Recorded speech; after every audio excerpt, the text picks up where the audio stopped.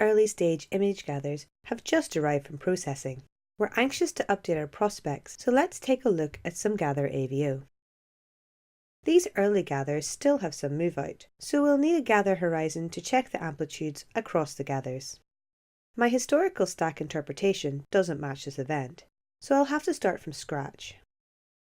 In this case, I'll pick a few locations as starting points and use the automatic propagator to do the rest of the work. Let's go! Here's a gather view showing a few gathers spread along a line. I'll zoom into this event. In the Horizon tab, I'll create a new horizon and name it. When picking offset gathers, I must set the gather type to offset. If you're interpreting angle gathers or other types of 4D data, choose the domain instead.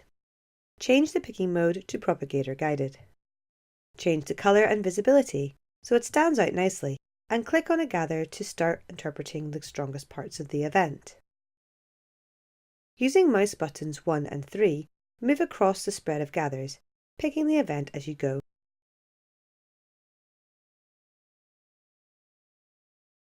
After selecting the horizon in the map, a dot will appear for each interpreted inline-crossline location, making it easy to track your progress. The arrow keys or mouse wheel are handy for stepping to the next picking location.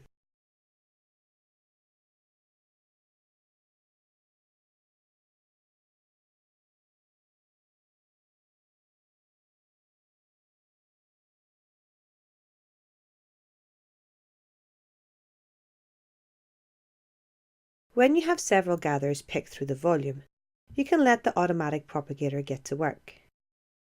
Change the horizon to propagator picking mode. Select the muted gather volume. Select the picked horizon as a seed. The default search window and threshold usually work great, but you can adjust them depending on your data and the type of event. Constraining to a polygon area can speed things up or localize the work. This is handy when working around faults or complicated structure. If you have a strong, well-defined event, you can skip picking the gathers as we have done here. Instead, click the pencil and place seed points on a few of the gathers. This is enough of a starting point for a full propagation through the volume. You can even use a combination of seed points with a seed horizon. Click Propagate to automatically track the event. At this stage, we can review the results. Results are updated in real time throughout the propagation in map and gather views. The propagation is shown as a dashed line in gather view, or as a transparent horizon on the map view, so it can be QC'd before saving. The QC'd horizon can be added to the existing seeds, or saved as a new event. Saving makes the line appear solid.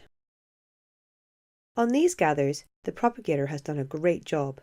Looking at the map, we can see the results are mostly complete for this offset. If we roll the mouse wheel over the offset field in the map view, we can see how it has picked other offsets. It looks like it's had more trouble with the near offsets. Double-click on an unpicked area to take a closer look. There's some linear noise in the near offsets, which is distorting the event and has stopped the propagation. Let's add some seed points to a few locations and propagate again.